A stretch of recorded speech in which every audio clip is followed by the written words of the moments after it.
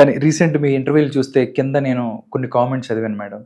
అక్క నేను తప్పుగా అర్థం చేసుకున్నాము, మీరంటే ఏంటో మాకు తెలిసింది అని చెప్పి అవి చూసినప్పుడు అరే నిజంగా అంటే ఒకసారి రాంగ్ కన్వే అయినా కానీ మరొకసారి వాళ్ళు తెలుసుకుంటూ ఉంటారు. అంటే ఒకటండి, నిజాయితీ ఎప్పటికైనా పనికొస్తుంది. నిజాయితీగానే ఉన్నా, నేను ఎప్పుడు నిజాయితీగా ఉంటాను.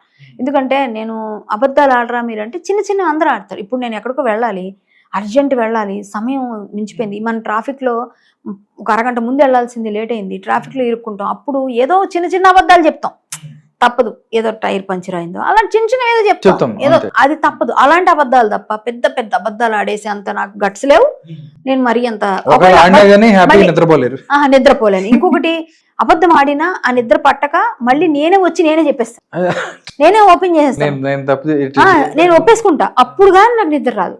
నేను ఏదైతే మీరు ఏవైతే కామెంట్స్ చూసారో అక్కడ వాళ్ళందరూ నన్ను అనుకోవడానికి ఆస్కారం ఉంది. వాళ్ళ తప్పేముంది అక్కడ ప్రెజెంటేషన్ అలా అయ్యింది, జనాలకి నన్ను ప్రొజెక్ట్ చేశారు, నన్ను ప్రెజెంటేషన్ అలా చేశారు.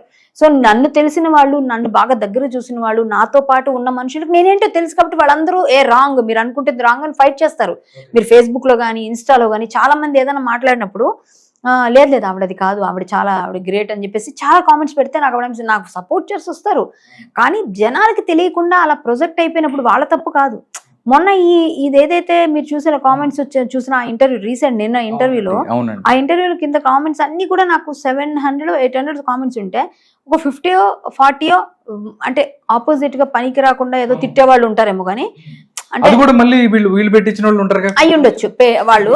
బట్ ఇంతమంది ఒక 600-700 కామెంట్స్ పాజిటివ్ గా ఫస్ట్ టైం చూసాను నేను. సో నేనేమంటానంటే వాళ్ళందరికీ నేను ధన్యవాదాలు తెలియజేసుకుంటా. ఎందుకంటే ఇప్పటికైనా మీరు అర్థం చేసుకున్నారు, నన్ను అర్థం చేసుకుంటే మీకు అర్థమవుతాను నేను.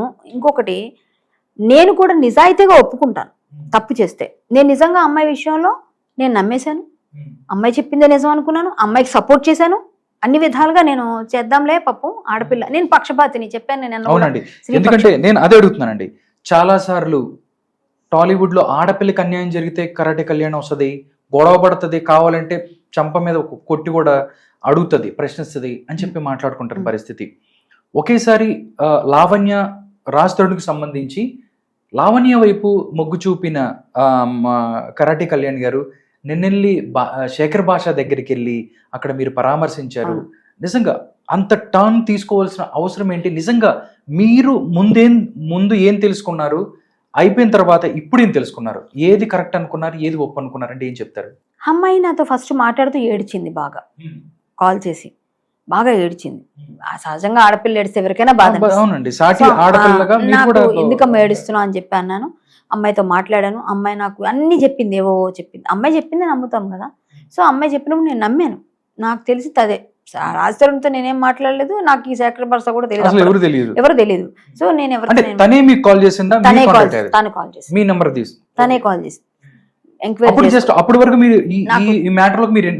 అవ్వలేదు. అంతకు ముందు నేను ఏదో మాట్లాడినట్టున్నాను, కొంచెం ఏదో నాకు 2-3 కాల్స్ వస్తే ఫోన్ ఇచ్చినట్టున్నాను, ఏదో మాట్లాడాను. సో నేను ఎక్కడ హర్ట్ అయ్యానంటే శేఖర్ భాష విషయంలో నేను ఎప్పుడు ప్రత్యక్షంగా ఇందులో ఎంటర్ అవ్వాల్సి వచ్చిందంటే, శేఖర్ భాష గారు నువ్వు పడుకోలేదా అని సంథింగ్ ఏదో ఒక వర్డ్ వారు, అది నాకు తప్పు అనిపించింది. అమ్మాయిల్ని నువ్వు అంత రూడ్గా ఎలా మాట్లాడతావు? నువ్వు అబ్బాయి కావచ్చు, నీకు అమ్మాయి ఫైట్ ఉంటే మీ ఇద్దరు చూసుకోండి, వాళ్ళిద్దరు ఏమైనా పడతారు, వాళ్ళు పడినాయి, నేను అందులో ఎంటర్ అవ్వను, నువ్వు ఎంటర్ అవ్వక్కర్లేదు, నువ్వు చూసుకోది. కానీ నువ్వు అమ్మాయిని అలా మాట్లాడడం, అమ్మాయిని అంత డిఫేమ్ చేస్తూ మాట్లాడడం తప్పు. ఇది మహిళా కమిషన్ దాకా వెళ్తే నీకు చాలా సీరియస్ గా ఉంటుంది.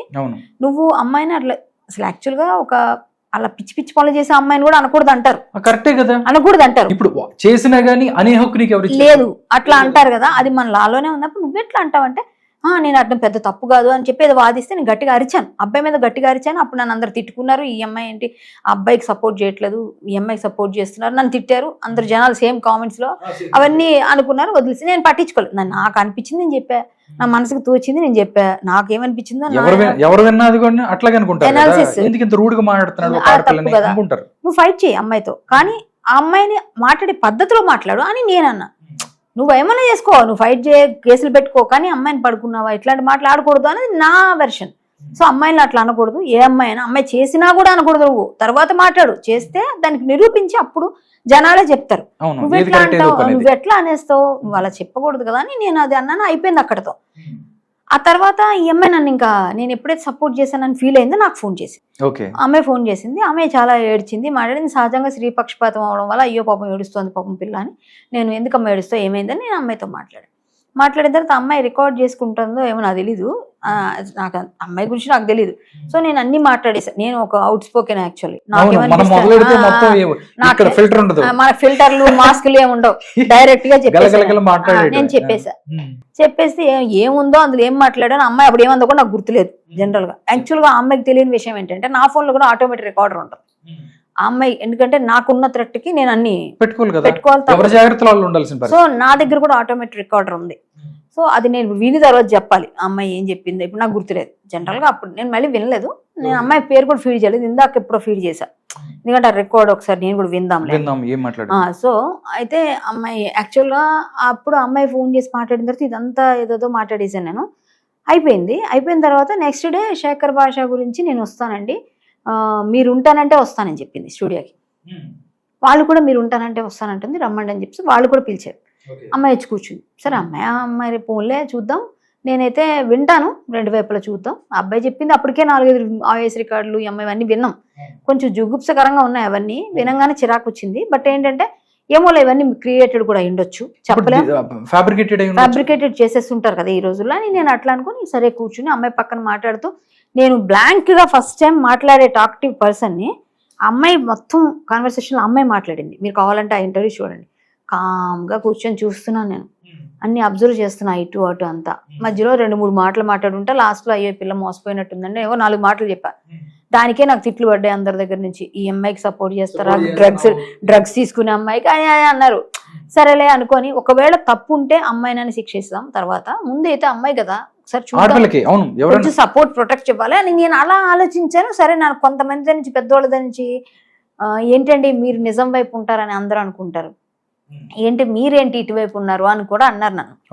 అంటే నేను చాలా ఆలోచించా అప్పుడు, ఎందుకు ఇంతమంది చెప్తున్నారు. ఇలాంటి వాళ్ళు కూడా నాకు కాల్ చేసి మీరు నిజం వైపు ఉంటారు కదా ఏంటి ఇలా అన్నారు అంటే ఇక్కడ ఒక రియలైజేషన్ అక్కడ స్టార్ట్ అయింది. నాకు ఏదో తేడా ఉంది ఈ పిల్ల దగ్గర కూడా. అక్కడ ఆ కాన్వర్సేషన్ లోనే నాకు కొంచెం జుగుప్సకరమైన సంఘటన ఒకటి జరిగింది. ఆ జుగుప్సకరమైన సంఘటన ఏంటంటే అమ్మాయి బూతులతో ఒక పాట పాడింది అక్కడ. ఆ పిల్ల మేము ఇప్పుడు మీరు నేను 2 కెమెరా మ్యాన్లు 4-5 ఉన్నాం, అక్కడ ఇంకొక 2 కూడా నిలబడి చూస్తున్నారు, 6-7 ఉన్నారు ఆ రూమ్ లో.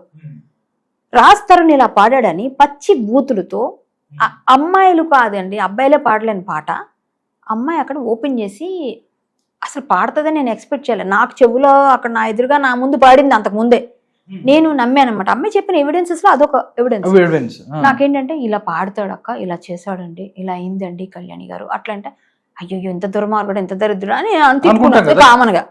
అయితే ఆ పాట ఇలా పాడుతుంది అన్నది నాకే అనిపించి, ఇలా అమ్మాయిని హెరాస్ చేశాడంటే, ఇలా పాడాడంటే, 10 మందిలో నిలబెట్టి ఒక ఆడపిల్లని పరువు తీసేటట్టు మాట్లాడంటే, మేము మాట్లాడుతున్నాం అక్కడ. సడన్ గా పాట తీసుకొని పాడేసింది అందరి ముందు. నేను ఒకసారి పరిస్థితి ఎలా ఉంటుంది, మగాళ్లే వినలేని పరిస్థితి అది, అంత బూతులు, మగాళ్లే వినలేరు ఆ పాట. ఇంకా నాకు ఒళ్ళంతా చచ్చిపోయింది. అసలు దేవుడా ఎందుకున్నాను ఇక్కడ నేను, అసలు మాట్లాడాలా, నవ్వాలా, ఏడవాలా, అసలు ఏం ఎక్స్ప్రెషన్ ఇవ్వాలో తెలియని పరిస్థితి అది. మగాళ్ళు మీరు ఇప్పుడు ఇంతమంది మధ్యలో ఒక రెస్పెక్టెడ్ ప్లేస్ లో ఉన్నాను, ఒక సామాజిక కార్యక్రమాల్లో పాల్గొంటాను, చాలా మందికి ఏదో విధంగా మాట్లాడతాము, కౌన్సిలింగ్స్ ఇస్తాము, లవ్ జిహాద్కి వెళ్తాము, గోరక్షణకి వెళ్తాము, హిందుత్వం కోసం ఫైట్ చేస్తాము, ఇన్ని పనులు చేస్తున్నా నాకు ఒక చిన్న ఫీల్ ఉంటుంది. సహజంగా బిడియం ఆడపిల్ల, అది కాకుండా ఒక ఎంత ఆడపిల్ల అయినా కొంచెం కొన్ని వినలేం, భయంకర కొంచెం చిరాకు వస్తుంది. అవి చాలా వల్గర్ పాట పాడేసరికి నేను షాక్ అయిపోయాను అక్కడ. సో అమ్మాయి అంత వరస్ట్ పాట ఎప్పుడైతే పాడిందో అప్పటిదాకా ఆమె మీద కొంచెమైనా ఒపీనియన్ ఉన్నది నాకు పూర్తిగా పోయిందండి, పూర్తిగా పోయింది. ఈ పిల్ల సంథింగ్ బియాండ్ ఇంకేదో ఉంది ఈమె వెనక, ఈమె కరెక్ట్ కాదు అని నాకు మనసు బాగా చెప్పింది. కొంచెం మనకు 6 సెన్స్ పనిచేస్తుంది. అంతవరకు కూడా అమ్మాయికి నేను సపోర్ట్ చేద్దాంలే, పాపంలే కొంచెం ఏదైనా ఉందేమో, వీళ్ళు ఏమన్నా అమ్మాయిని వాడుకొని 10 సంవత్సరాల దాకా ఇది చేసి వదిలేశారు అంటున్నారు, ఇలా చేయకూడదు అమ్మాయిల్ని, వాళ్ళకి తెలియాలి అని నేను అనుకున్న దాన్నే అబ్బాయి నిజంగా తప్పు చేస్తే నేను వెళ్ళాలనుకోలేదు, కానీ వచ్చి నేను వాడాల్సి వచ్చింది, అందులో నేను వెళ్లకుండానే వచ్చి అందులో పడాల్సి వచ్చింది కాబట్టి అవును. సో నేను ఏదో ఒక సపోర్ట్ ఈ అమ్మాయికి ఇద్దాంలే అని ఫస్ట్ అనుకున్న దాన్నే, కానీ ఇవ్వలేదు, డైరెక్ట్ సపోర్ట్ ఎప్పుడు ఇవ్వలేదు, కొంచెం కొంచెం అట్లా ఏదో అంటీ అంటున్నట్టుగా చెప్పిన దాన్ని ఆ పూర్తిగా విరమించుకోవాలని ఫిక్స్ అయ్యా అక్కడ ఆ స్టూడియోలో ఆ రోజు జరిగిన సంఘటన. అది తర్వాత 2-3 ఆ ఇంటర్వ్యూలో అమ్మాయి లై అని అర్థమైంది నాకు. కొన్ని మీకు కూడా అది వింటే అర్థమవుతుంది, చూసాను. అవును కొన్ని అర్థమవుతాయి, మనకి తెలిసిపోతాయి. అవును. పోలీసులు ఎఫ్ఐఆర్ రాంగ్ చేశారంటాం, ఎప్పుడు చేయరు అలాగా.